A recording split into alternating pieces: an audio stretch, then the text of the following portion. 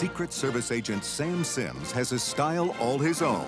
Sims, what is that? This is a black tie affair. I know, sir, and I got it covered. I'm black, and I'm wearing a tie. But now he's facing his most dangerous assignment, protecting himself from the president's son. Definitely the...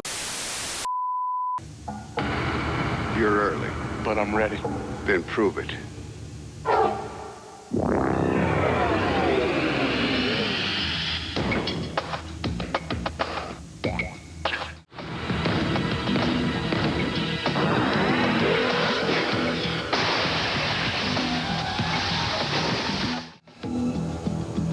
That's not enough.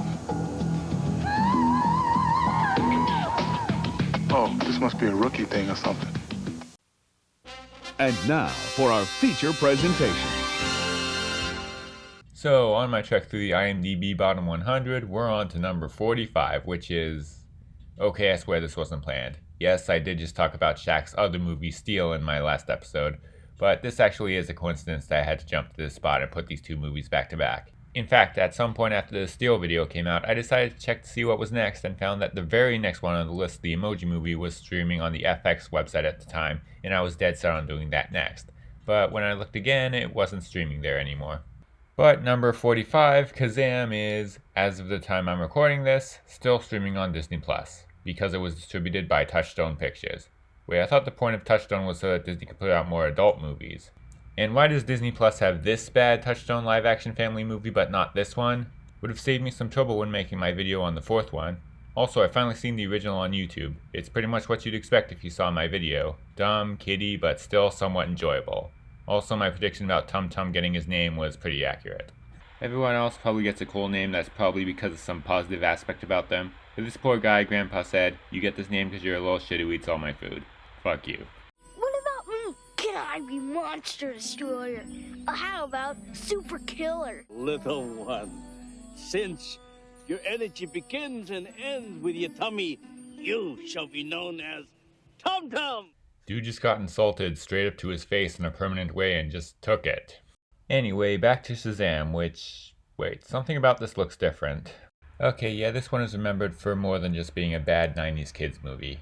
And even more than just being the most famous movie from a celebrity who Hollywood failed to make into a movie star. All for one reason that's more bizarre than anybody could have foreseen. It's one of the most famous examples of the Mandela effect, which is where a lot of people misremember something in the same way. Some people explain it with something about parallel universes, but it's probably just people sometimes remember things wrong. Basically, many people remember it as being called Shazam and starring Sinbad instead of Shaq, which is most of the reason it was mentioned in the IMDb bottom 100 video before this. And why I chose this movie's trailer to serve in the background of my video on Shazam! Fury of the Gods to avoid Warner Brothers copyright boss. And if you go back a little, you see it referenced in my review of the first Shazam too. Shamusam's Casaurus Dinosaur Stalin Whale Genie? Ridiculous! So how could this happen? Well, it probably comes from people confusing their memory of this with other memories. In 1994, Sinbad wore a genie costume to host a TV marathon of films involving the mythic character Sinbad the Sailor. And there was also an animated show in the late 1960s about a genie called Shazam. Even worse for those who watched it on video, the VHS tape featured a trailer for the Sinbad movie First Kid. What do I remember it as? I don't remember it at all. I was a toddler when this came out, and if I ever saw it since, I don't remember it. And I sure as hell didn't watch any TV movie marathons of Sinbad the Sailor movies. The first time I remember hearing it, I was probably in high school or something. It was Shaq then. Anyway, the story of how this movie was made starts with the director taking his son to a... Okay, you know what? I don't see the point of going on my way to not tell the director's name anymore. We know the actors' names. We know the director's names if they're famous. What's the goddamn point? His name is Paul Michael Glaser. He directed The Running Man, but is more known for his acting roles, particularly as Starsky and Hutch. There. Now, the story starts with Paul Michael Glaser taking his son to an all-star basketball game. Suddenly, he got a call from an acquaintance who just so happened to be on Shaquille O'Neal's management team, and he asked if his son wanted to meet Shaq. And of course, they said yes. And in passing, the acquaintance asked if he knew of any roles for Shaq, and Glaser responded by saying he should play a genie. And with that, the idea for Kazaam was born. That's what Wikipedia says. However, the IMDb page says there were other people considered for the role. But I believe Wikipedia. One, because it actually has a citation, and two, I don't really believe they had anybody else in mind for this, not even Sinbad. And because of that, I'm also pretty skeptical about the similar claims that the kid's mother was going to be played by Cate Blanchett, Lisa Kudrow, and Reese Witherspoon, but instead went to some nobody. Shortly after, this seed of an idea had gotten to the point where he was actually pitching it to Warner Brothers. He chose them because they were already working on another movie starring one of the biggest basketball stars of the time, Space Jam. He also went back to Interscope Communications, for whom he had already made 2 movies. But there was an obstacle to production that would sound familiar to anybody who saw my Steel video. Shaq still had responsibilities being a Major League Basketball superstar.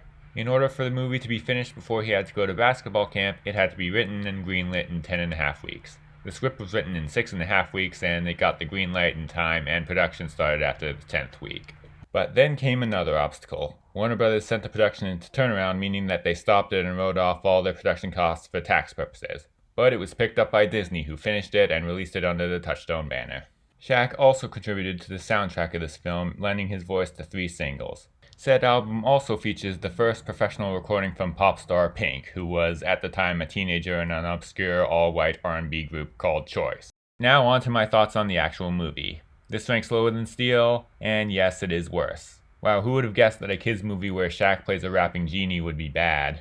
So yeah, Shaq plays Kazaam, a rapping genie, or at least a genie that talks and rhymes a lot. Discovered in some abandoned building by a troubled kid after he fell through the floor onto the level below, where he immediately crashes through the floor and falls to the level below, where he immediately crashes through the floor and falls to the level below. And he is saved by a convenient pile of garbage, which is apparently enough to cushion his fall.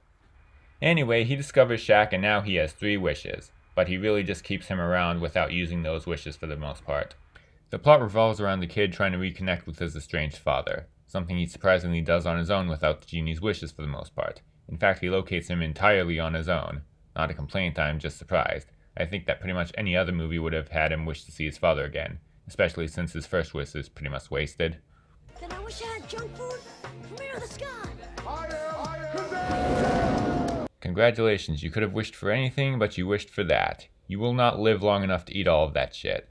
Anyway, the father is a scumbag who doesn't even recognize his own son at first. Which, to this movie's credit, I appreciate how the story is kind of dark for a kid's movie, having the kid reconnect with an absentee father who he probably shouldn't reconnect with. Although that might not be what they were completely going for, because the father gets a redemption arc and actually becomes a part of his life at the end.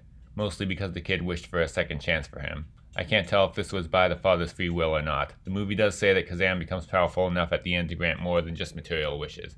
Did he actually change his father? Anyway, the father is really more interested in the genie because he runs a club and an underground music label, and the genie has only just started rapping. And he might be the next big thing for the father's label. Dude, Shaq isn't that good at rapping. To be fair, none of the raps he did on stage were really that bad either. I'm not always the best judge with music and less with rapping talent, but considering Shaq's raps aren't always looked at fondly, they're decent. Pretty much what you'd expect from a side project of a famous basketball player. The worst you can call it is mediocre. The only truly awful rap he delivered was an impromptu number he did with the kid about being a genie, which, to be fair, the best rapper on earth probably couldn't make a rap about that subject work. At least it wasn't on stage and nobody was around to hear it, otherwise that would have been embarrassing. Anyway, on to Shaq's performance. This is kind of the punching bag of his career. Do you like scary movies? Mm-hmm. What's your favorite? Oh, I know.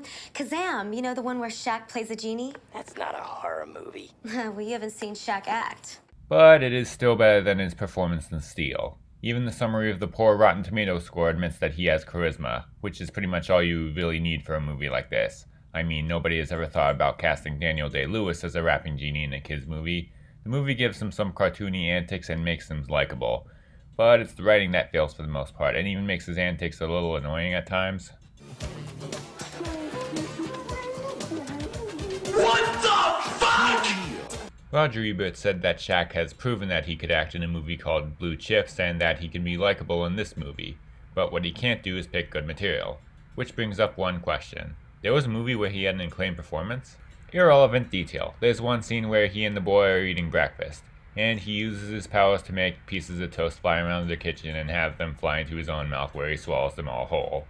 Which is cool, obviously he can do that because he's magic, but then he sends one into the kid's mouth, and he handles it the same way. Like, how did it even fit? Is it even possible to fit an entire piece of toast into your mouth even by stuffing it in? Do you not care if he chokes and dies? With like a whole ass piece of toast in his throat and all? Is it painful having that thing shooting down his throat like that? Can he even taste it? This seems like such a flimsy reason to rob the poor child of actually eating. Boy, I wish I could find a girl who could do. Anyway, the villains are some of his father's business rivals. People who are actually willing to kill a literal child over a bootleg tape of Shaq's mediocre rapping. And they actually do. They push the kid off a ledge in a fall that seems way less extreme than the one at the beginning, but it's still enough to kill him. The movie ends with Kazaam bringing him back to life in a very dramatic scene. But not before dispatching of the bad guy. And of course, it's in a basketball-related way. What he does is he turns the guy into some sort of round shape, dribbles him a little, and then dunks him into a garbage disposal. I have no idea what happens next to him. Does he snap back to his human form when the cops find him, or does he just stay that way forever and all they find is some sort of body horror monstrosity and a fate that is so much worse than death? So yeah, it's a bad movie and critics were not big on it. It was also a commercial bomb that was unable to make back its budget. But despite that, Shaquille O'Neal has no regrets. In 2012, he told GQ magazine, "I was a medium-level delinquent from Newark who always dreamed about doing a movie. Somebody said, hey, here's $7 million, come in and do this genie movie. What am I going to say? No? So I did it." And then came the confusion with Shazam. I don't know how Shaq feels about it, but Sinbad has embraced it, working with the comedy website College Humor to make a fake clip of the fake movie that was posted to College Humor's website and YouTube channel on April Fool's Day 2017. This is probably Shaq's most well-known movie. I'd say it's also the one that best defines his film career, the one where he is pretty much the whole movie. A family movie where his only job is to be likable, and he does that better than in Steel, but he just picks terrible material.